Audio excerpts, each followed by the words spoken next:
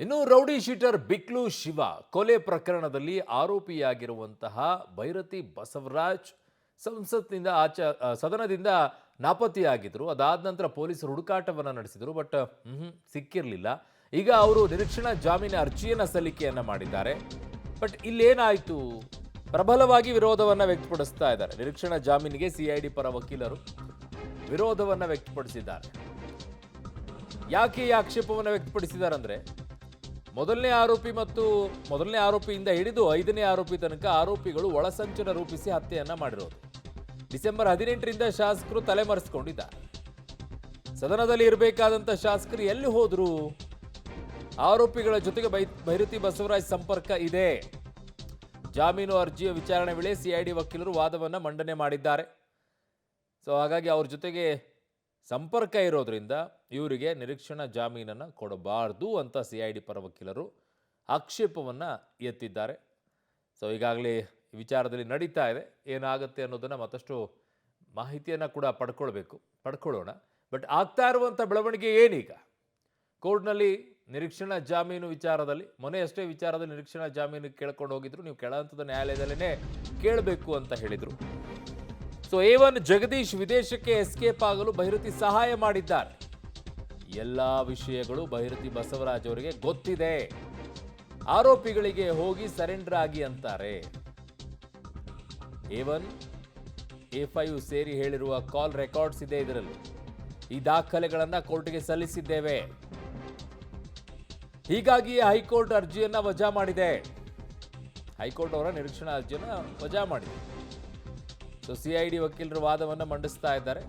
ಮಂಡಿಸುವಂತಹ ಸಂದರ್ಭದಲ್ಲಿ ಈಗ ಮಧ್ಯಾಹ್ನಕ್ಕೆ ವಿಚಾರಣೆ ಮುಂದೂಡಿಕೆ ಆಗಿದೆ. ನಿರೀಕ್ಷಣಾ ಜಾಮೀನು ಅರ್ಜಿಯ ವಿಚಾರಣೆ ಮುಂದೂಡಿಕೆ ಆಗಿದೆ. ಇಲ್ಲಿರುವಂಥದ್ದು ಜಾಮೀನು ಅರ್ಜಿ ಅಲ್ಲ, ನಿರೀಕ್ಷಣಾ ಜಾಮೀನು ಅರ್ಜಿ ಮುಂದೂಡಿಕೆಯನ್ನು ಮಾಡಿದ್ದಾರೆ. ಮೊನ್ನೆ ಹೈಕೋರ್ಟ್ ಇದನ್ನು ವಜಾ ಮಾಡಿತ್ತು. ಅದಾದ ನಂತರ ನೀವು ಕೆಳ ಹಂತದ ನ್ಯಾಯಾಲಯದಲ್ಲೇ ಕೇಳ್ಕೊಳ್ಳಿ ಅಂದಿದ್ರು. ಈಗ ಹೋಗಿ ಕೇಳಿದ್ದಾರೆ. ಆ ನಿಟ್ಟಿನಲ್ಲಿ ಈಗ ನಿರೀಕ್ಷಣಾ ಜಾಮೀನು ಅರ್ಜಿಯ ವಿಚಾರಣೆ ನಡೀತಾ ಇದೆ. ಮಧ್ಯಾಹ್ನಕ್ಕೆ ಇದನ್ನ ಮುಂದೂಡಿಕೆಯನ್ನ ಮಾಡಿದ್ದಾರೆ. ನನ್ನ ಸಹೋದ್ಯೋಗಿ ಈಗ ಕ್ರೈಮ್ ಬ್ಯೂರೋಯಿಂದ ಉಮೇಶ್ ನನ್ನ ಸಂಪರ್ಕಕ್ಕೆ ಸಿಗ್ತಾ ಇದ್ದಾರೆ. ಉಮೇಶ್, ಏನೆಲ್ಲ ಆಯ್ತು ವಾದ ಪ್ರತಿವಾದಗಳು? ಅರುಣ್, ಇವತ್ತು ಬಿಕ್ಲು ಶಿವ ಮರ್ಡರ್ ಕೇಸ್ ಸಂಬಂಧಪಟ್ಟ ಹಾಗೆ ಮಾಜಿ ಸಚಿವರಾದಂತ ಭೈರತಿ ಬಸವರಾಜ್ ಅವರ ನಿರೀಕ್ಷಣಾ ಅರ್ಜಿ ಜಾಮೀನು ವಿಚಾರಣೆ ಇವತ್ತು ಜನಪ್ರತಿನಿಧಿಗಳ ವಿಶೇಷ ನ್ಯಾಯಾಲಯದಲ್ಲಿ ನಡೀತಾ ಇರುವಂತದ್ದು.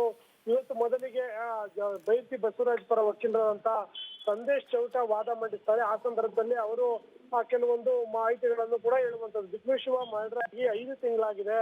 ಇಲ್ಲಿವರೆಗೂ ಕೂಡ ಸುಮ್ಮನಿದ್ದಂತ ಸಿಐಡಿ ಅಧಿಕಾರಿಗಳು ಈಗ ಹೈಕೋರ್ಟ್ಗೆ ನಿರೀಕ್ಷಣಾ ಜಾಮೀನು ಕೊಡಬಾರ್ದು ಅಂತ ಹೇಳಿ ಅರ್ಜಿ ಸಲ್ಲಿಸ್ತಾರೆ. ಇಷ್ಟು ದಿನ ಸುಮ್ಮನಿದ್ದ ಸಿಐಡಿ ಅಧಿಕಾರಿಗಳು ಈಗ ಯಾಕೆ ಅಲರ್ಟ್ ಆಗಿ ದಿಢೀರ್ ಅಂತ ಜಾಮೀನು ವಜಾ ಮಾಡಬೇಕು ಮತ್ತೆ ವಿಚಾರಣೆಗೆ ಹಾಜರಾಗಬೇಕು ಅಂತ ಹೇಳ್ತಿದ್ದಾರೆ.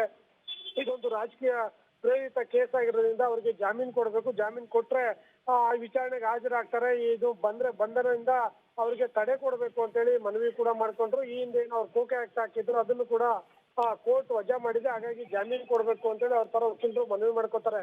ಇದಕ್ಕೆ ಇದು ಸರ್ಕಾರಿ ಪರ ವಕೀಲರು ಅಂತ ಅಶೋಕ್ ನಾಯ್ಕ್ ಕೂಡ ವಾದ ಮಂಡಿಸ್ತಾ ಆವಲಹಳ್ಳಿ ಪೊಲೀಸ್ ಠಾಣಾ ವ್ಯಾಪ್ತಿಯಲ್ಲಿರುವಂತ ಒಂದು ದೇವಸ್ಥಾನದ ಜಾಗಕ್ಕೆ ಭೈರತಿ ಬಸವರಾಜ್ ಈ ಹಿಂದೆ ಕೊಲೆಯಾದಂತ ಬಿಕ್ಲು ಶಿವ ಏನಿದ್ದಾರೆ ಅವರಿಬ್ಬರ ಮಧ್ಯದಲ್ಲಿ ಗಲಾಟೆ ಆಗಿದೆ. ಈ ಸಂಬಂಧಪಟ್ಟ 2 ಕೇಸ್ಗಳು ಕೂಡ ದಾಖಲಾಗಿದ್ದಾವೆ. ಹಾಗಾಗಿ ಬಿಕ್ಲು ಶಿವ ಕೊಲೆ ಪ್ರಕರಣದಲ್ಲಿ ಭೈರತಿ ಬಸವರಾಜ್ ಅವರ ಪಾತ್ರ ಇರೋದ್ರ ಬಗ್ಗೆ ನಮ್ಗೆ ಸೂಕ್ತ ದಾಖಲೆಗಳು ಸಿಕ್ಕಿದಾವೆ. ಮತ್ತೆ A1 ಆಗಿರುವಂತ ಜಗದೀಶು ಮತ್ತೆ A20 ಆಗಿರುವಂತ ವಿಜಯ್ ಏನಿದ್ದಾರೆ ಅವರು ಮತ್ತೆ ಭೈರತಿ ಬಸವರಾಜ್ ಒಟ್ಟು 3 ಆರೋಪಿಗಳು ಕೂಡ ಪರಸ್ಪರ ನಿರಂತರವಾಗಿ ಸಂಪರ್ಕದಲ್ಲಿರುವಂತದ್ದು ನಮ್ಗೆ ಕಾಲ್ ರೆಕಾರ್ಡ್ಸ್ ಆಗಿರ್ಬೋದು, ಅದಕ್ಕೆ ಸಂಬಂಧಪಟ್ಟ ದಾಖಲೆಗಳು ಕೂಡ ಲಭ್ಯ ಆಗಿದ್ದಾವೆ. ಮತ್ತೆ ಇವರೆಲ್ಲ ಪರಸ್ಪರ ಪರಿಚಯ ಇಲ್ಲ ಅಂತ ಹೇಳಿ ಭಾರತೀಯ ನಗರ ಪೊಲೀಸ್ ಸ್ಟೇಷನ್ಗೆ ಹೋದಂತ ವೇಳೆಯಲ್ಲಿ ಭೈರತಿ ಬಸವರಾಜ್ ಸ್ಟೇಟ್ಮೆಂಟ್ ಕೊಟ್ಟಿದ್ದು, ನಂತರದಲ್ಲಿ ತನಿಖೆ ನಡೆದಂತ ವೇಳೆಯಲ್ಲಿ ಇವರೆಲ್ಲ ಪರಸ್ಪರ ಚರ್ಚೆ ಜೊತೆಯಲ್ಲಿರುವಂತದ್ದು. ಮತ್ತೆ ಇವ್ರು 3 A1, A5, A20 ಇಬ್ರು ಕೂಡ ಕುಂಭಮೇಳಕ್ಕೆ ಜೊತೆಯಾಗಿ ಹೋಗಿ ಬಂದಿರುವಂತದ್ದು ಕೂಡ ಗೊತ್ತಾಗಿದೆ ಅನ್ನೋದ್ರ ಬಗ್ಗೆ ಸಾಕ್ಷಿಗಳಿದಾವೆ.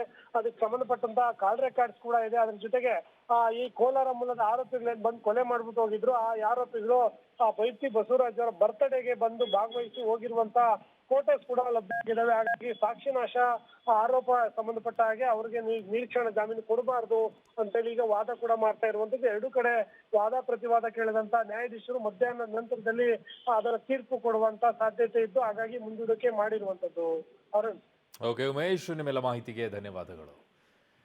ಸೊ ಈ ವಿಚಾರದಲ್ಲಿ ಈಗ ಇವರ ಶಾಮಿಲ್ ಇದ್ದಾರೋ ಇಲ್ವೋ ಅನ್ನುವಂಥದ್ದು ಗೊತ್ತಾಗಬೇಕಾಗತ್ತೆ. ಇವರು ಅಪರಾಧಿನ ಅಥವಾ ನಿರಪರಾಧಿನ ಅಂತ ಗೊತ್ತಾಗಬೇಕಾಗಿದೆ. ಈಗ ಸದ್ಯಕ್ಕೆ ನಿರೀಕ್ಷಣಾ ಜಾಮೀನು ವಿಚಾರದಲ್ಲಿ ಏನಾಗುತ್ತೆ ಅನ್ನೋದನ್ನ ಮಧ್ಯಾಹ್ನ ನೋಡೋಣ.